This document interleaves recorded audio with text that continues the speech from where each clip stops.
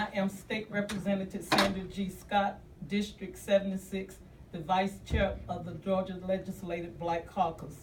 And on behalf of the Chairman, Senator Lester Jackson, I want to say unequivocally that Trump's Muslim ban is un-American and unconstitutional. This body is the largest black caucus in the nation, and we have a responsibility to our respected constituencies and our nation as a whole to stand up when people's rights are at stake. I can assure you that the Georgia Legislative Black Caucus will do everything in its power to beat back the hands of the xenophobia, racism, and misogyny in this country. Now, I would like to introduce our communication chair of our caucus, Representative Erica Thomas. Thank you so much, Vice Chairman. I am State Representative Erica Thomas of District 39, and on behalf of the over 60 members of the Georgia Legislative Black Caucus, I'd like to say that we will not stand silent while Trump's administration propagates fear and hatred throughout this country. It is time to do away with politics as usual, and legislators have to stand with the communities that they represent. We are all the voices of our constituents. It is now the 13th day of Donald Trump's presidency, and he has already begun to push America away from so many values that has made us great. You know, Donald Trump wants to spend $25 billion on an unnecessary border wall, which is more than the entire state of Georgia spends on their annual budget. Donald Trump wants to close this country off from the world's best and brightest people. The Georgia Legislative Black Caucus stands with the protesters that have taken to the streets and the millions of faultless people that Trump seeks to shut out of this great country. On the first day of the month commemorating our Black history, we are standing here to let the Trump administration know that we will not allow his bigoted agenda to come to pass. We will fight until our Muslim brothers and sisters are treated as our equals. We will fight until immigrants are made to feel that the United States is the land of opportunity that it always has been. We will fight until women are treated as men's equals. We will fight until foreign powers cease to influence our elections. And we will fight to the best of our ability to reject policies based on bigotry. I want to introduce Representative Roger Bruce. Okay. The Reverend Dr. Martin Luther King once said, "History will have to record that the greatest tragedy of this period of social transition was not the clamor of the bad people, but the appalling silence of the good people." In the first week of President Trump's administration, the American people have had to bear the assault by executive orders against the core values of our democracy. As good people, we are here to stand up against these divisive and destructive actions.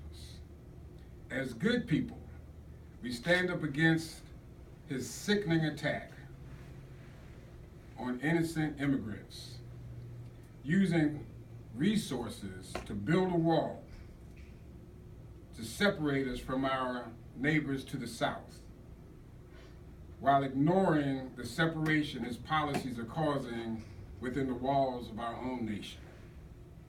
As good people, we renew the call from our founding fathers, e pluribus, I get that messed up sometime, e pluribus unum. Out of many, we are one. America is great, but because of the actions of this administration, we will indeed have to make America great again. We have to stand up. Good people have to stand up and speak out for the America to live up to its vows that all men are created equal. Our presence here today signifies our desire as good people to fight, to unite, and to protect against this assault on the American public. We ask that everyone join us to keep America great. Thank you for coming out.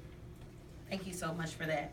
We're going to take just a couple questions because we do have to move into session, so we will limit our questions. Is there anything that the legislature can do to combat these executive orders? I know some cities are setting themselves up as sanctuary cities, but is there anything that the legislature might be able to do? As of right now, we are trying to find something that we can do that will be monumental and helping the people that are being shut out. So right now, we are trying to find a way to be able to help them. And for the people who do support Donald Trump and who say that he's fulfilling his campaign promises and he's doing vetting that he promised and that they wanted, what do you tell them? Well, I would say this. I actually watched a video yesterday of a Trump supporter, and he said, you know, I supported all of the things that he was for, and now I am rethinking myself. And I think a lot of Trump supporters are doing the same thing. They supported him all the way up until he started shutting out their own friends and family. And I think that Trump supporters need to think about that. They need to think about their neighbor and their friend, and think about the people of this great country that made this country great.